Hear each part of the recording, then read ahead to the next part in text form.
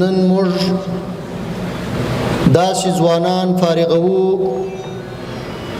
چې هغوی به ان شاء الله تعالی د خپل دین، د خپل هیواد او د خپل ولس په خدمت کې شپه او ورځ پر ځان یوه کوي، خدمت به کوي. د دې وطن د بیا رغونې، د دې وطن پر پښو درونې، د دې وطن د امنیت په ساتنه، د دې وطن په دفاع او د اسلام د سپېڅلي دین څخه په دفاع کې به دوی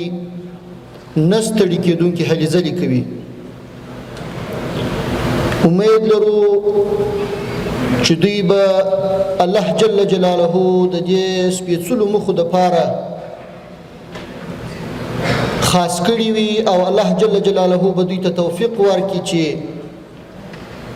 د خپلو دغو سپېڅلو اهدافو دپاره کار وکړي، خدمت وکړي،